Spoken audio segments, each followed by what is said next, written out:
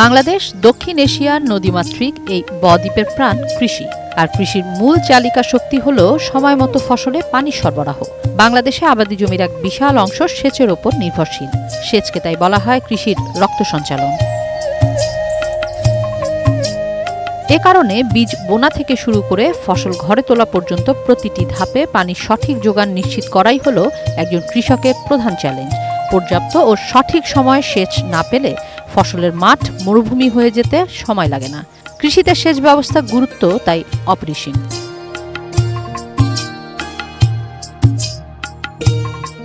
প্রশ্ন হলো, আমরা যেভাবে সেচ দিচ্ছি তা কি টেকসই?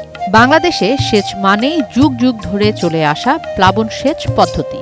নালা কেটে ক্ষেতের এক মাথা থেকে পানি ছেড়ে দেওয়া হয়, যা পুরো জমিকে প্লাবিত করে।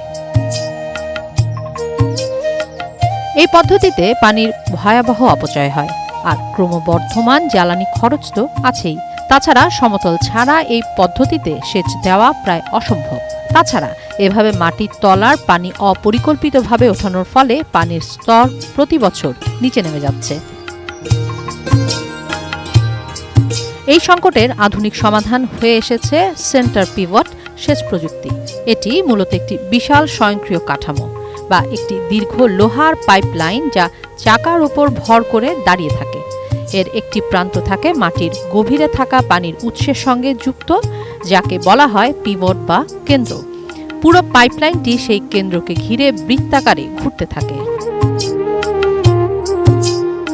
পাইপের গায়ে লাগানো থাকে অসংখ্য স্প্রিংকলার বা পানি ছিটানোর যন্ত্র। এতে থাকে আধুনিক সেন্সর, যা মাটির আর্দ্রতা মেপে বুঝতে পারে ঠিক কতটুকু পানি প্রয়োজন। ফলে এটি কৃত্রিম বৃষ্টির মতো উপর সুষমভাবে পানি ছিটিয়ে দেয়। জমি উঁচু নিচু হোক বা বিশাল চরাঞ্চল, সবখানেই এই যন্ত্রটি তার চাকার ওপর ভর করে সহজেই চলতে পারে।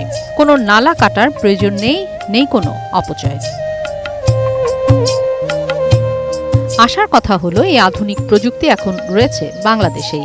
বিএডিসির উদ্যোগে পাবনার ঈশ্বরদী ও নাটোরের নর্থ বেঙ্গল সুগার মিলের কৃষি খামারে দেশে প্রথমবারের মতো যাত্রা শুরু করেছে এই স্বয়ংক্রিয় সেন্টার পিভট। ভিন গ্রহের যানের মতো দেখতে এই দানবীয় যন্ত্রটি এখানে মাঠ চষে বেড়াচ্ছে।